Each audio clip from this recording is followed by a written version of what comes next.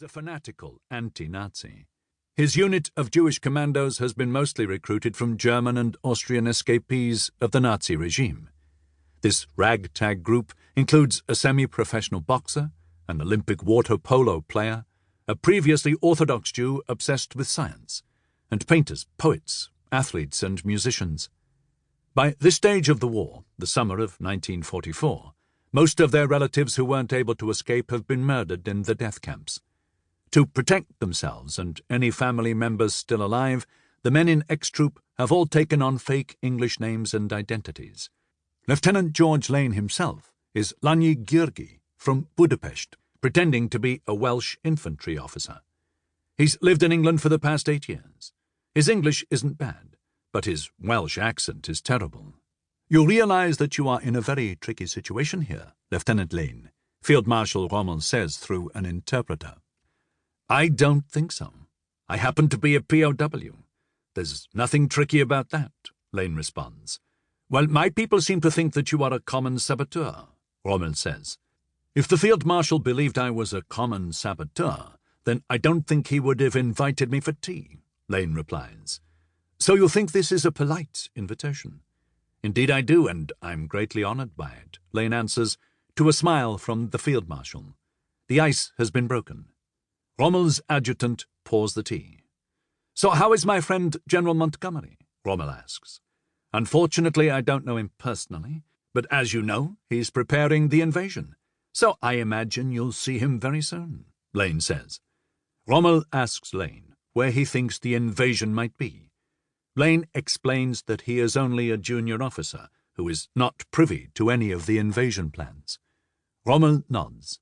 "Of course, what you don't realize is that the greatest tragedy today is that you British and we Germans are not fighting side by side against the real enemy, Russia." Lane knows he should keep his mouth shut, but he can't help himself, and he says, "Sir, how can the British and Germans fight side by side, considering what we know about what the Nazis are doing to the Jews? No Englishman could ever tolerate such a thing." "Well, that's a political argument, and as a soldier you shouldn't be interested in politics at all," Rommel answers curtly. "I'm sorry, sir, but it's very important to us English," replies the Jewish refugee from Budapest. The conversation peters out. A side door opens and an officer leads Lane away. Lane wonders what Captain Wooldridge will say during his interrogation. He's furious with himself, knowing that he should have stuck to name, rank, and serial number, but he hadn't expected to see Field Marshal Rommel himself. Lane is given a bite to eat, and later that afternoon is handed over to the Wehrmacht. Not, he is relieved to find, the Gestapo or the SS. He is transferred to a prisoner of war camp, where he is released into the general population of POWs.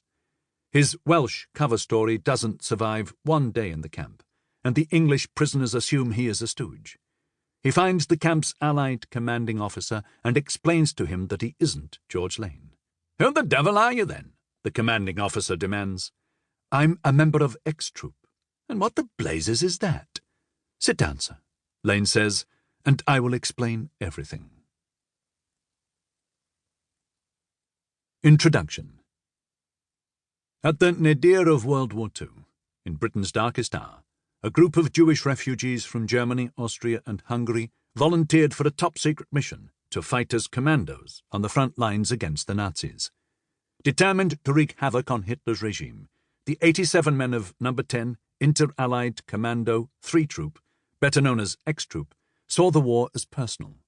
They played a crucial role in the D-Day landings and killed, captured, and interrogated their way across occupied Europe all the way into the heart of the Third Reich.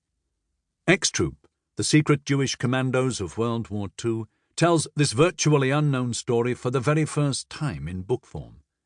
To uncover the history of this remarkable unit, I declassified, long-sealed, top-secret British military records, read the breathless heat of the battle official war diaries, and discovered a trove of startling new materials from the families of the ex-troopers.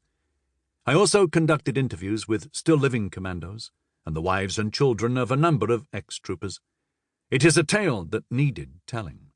This group of highly trained soldiers gained a fearsome reputation, and they found themselves fighting in France, Sicily, mainland Italy, Greece,